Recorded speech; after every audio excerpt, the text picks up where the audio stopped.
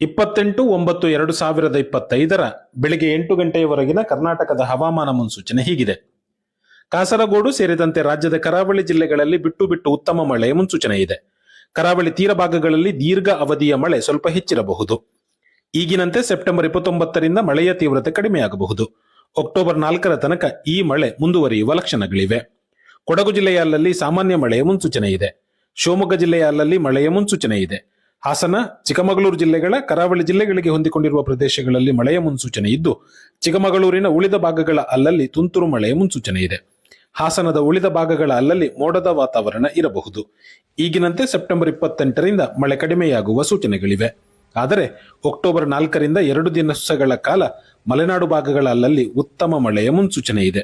ಉತ್ತರ ಒಳನಾಡಿನ ಬಹುತೇಕ ಭಾಗಗಳಲ್ಲಿ ಉತ್ತಮ ಮಳೆಯ ಮುನ್ಸೂಚನೆ ಇದೆ. ದಕ್ಷಿಣ ಒಳನಾಡಿನ ಅಲ್ಲಲ್ಲಿ ಮೋಡದ ವಾತಾವರಣದೊಂದಿಗೆ ಅಲ್ಲಲ್ಲಿ ತುಂತುರು ಮಳೆಯ ಸಾಧ್ಯತೆ ಇದೆ. ಈಗಿನಂತೆ ಉತ್ತರ ಒಳನಾಡು ಭಾಗಗಳಲ್ಲಿ ಸೆಪ್ಟೆಂಬರ್ 29ರಿಂದ ಮಳೆಯ ಪ್ರಮಾಣ ಸ್ವಲ್ಪ ಕಡಿಮೆಯಾಗುವ ಲಕ್ಷಣಗಳಿವೆ. ದಕ್ಷಿಣ ಒಳನಾಡು ಭಾಗಗಳಲ್ಲಿ ಈಗಾಗಲೇ ಮಳೆ ಕಡಿಮೆಯಾಗಿದ್ದು, ಅಕ್ಟೋಬರ್ 2 ಅಥವಾ ಅಕ್ಟೋಬರ್ 3ರಿಂದ ಅಲ್ಲಲ್ಲಿ ಗುಡುಗು ಸಹಿತ ಮಳೆಯ ಮುನ್ಸೂಚನೆ ಇದೆ. ಬಂಗಾಳ ಕೊಲ್ಲಿಯ ವಾಯುಭಾರ ಕುಸಿತವು ಭೂಭಾಗವನ್ನು ಪ್ರವೇಶಿಸಿದ್ದು, ಒಡಿಸ್ಸಾ, ಆಂಧ್ರ, ಮಧ್ಯಪ್ರದೇಶ ಹಾಗೂ ಮಹಾರಾಷ್ಟ್ರದ ಮೂಲಕ ತಿರುಗುತ್ತಿದೆ. ಸೆಪ್ಟೆಂಬರ್ 28ರಂದು ಮಹಾರಾಷ್ಟ್ರದ ಮುಂಬೈ ಕರಾವಳಿಯ ಮೂಲಕ ಅರಬ್ಬಿ ಸಮುದ್ರ ಸೇರುವ ಸಾಧ್ಯತೆಗಳಿವೆ. ಈ ಮಾಹಿತಿಯನ್ನು ಕೊಟ್ಟವರು ಸಾಯಿ ಶೇಖರ್ ಕರಿಕ್ಕಳ.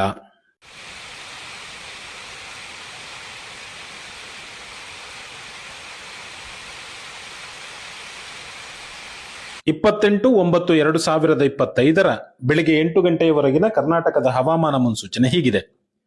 ಕಾಸರಗೋಡು ಸೇರಿದಂತೆ ರಾಜ್ಯದ ಕರಾವಳಿ ಜಿಲ್ಲೆಗಳಲ್ಲಿ ಬಿಟ್ಟು ಬಿಟ್ಟು ಉತ್ತಮ ಮಳೆಯ ಮುನ್ಸೂಚನೆ ಇದೆ. ಕರಾವಳಿ ತೀರ ಭಾಗಗಳಲ್ಲಿ ದೀರ್ಘ ಅವಧಿಯ ಮಳೆ ಸ್ವಲ್ಪ ಹೆಚ್ಚಿರಬಹುದು. ಈಗಿನಂತೆ ಸೆಪ್ಟೆಂಬರ್ 29ರಿಂದ ಮಳೆಯ ತೀವ್ರತೆ ಕಡಿಮೆಯಾಗಬಹುದು. ಅಕ್ಟೋಬರ್ 4ರ ತನಕ ಈ ಮಳೆ ಮುಂದುವರಿಯುವ ಲಕ್ಷಣಗಳಿವೆ.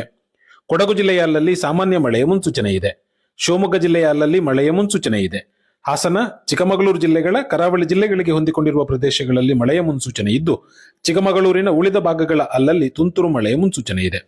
ಹಾಸನದ ಉಳಿದ ಭಾಗಗಳ ಅಲ್ಲಲ್ಲಿ ಮೋಡದ ವಾತಾವರಣ ಇರಬಹುದು. ಈಗಿನಂತೆ ಸೆಪ್ಟೆಂಬರ್ 28ರಿಂದ ಮಳೆ ಕಡಿಮೆಯಾಗುವ ಸೂಚನೆಗಳಿವೆ. ಆದರೆ ಅಕ್ಟೋಬರ್ 4ರಿಂದ 2 ದಿವಸಗಳ ಕಾಲ ಮಲೆನಾಡು ಭಾಗಗಳ ಅಲ್ಲಲ್ಲಿ ಉತ್ತಮ ಮಳೆಯ ಮುನ್ಸೂಚನೆ ಇದೆ. ಉತ್ತರ ಒಳನಾಡಿನ ಬಹುತೇಕ ಭಾಗಗಳಲ್ಲಿ ಉತ್ತಮ ಮಳೆಯ ಮುನ್ಸೂಚನೆ ಇದೆ. ದಕ್ಷಿಣ ಒಳನಾಡಿನ ಅಲ್ಲಲ್ಲಿ ಮೋಡದ ವಾತಾವರಣದೊಂದಿಗೆ ಅಲ್ಲಲ್ಲಿ ತುಂತುರು ಮಳೆಯ ಸಾಧ್ಯತೆ ಇದೆ.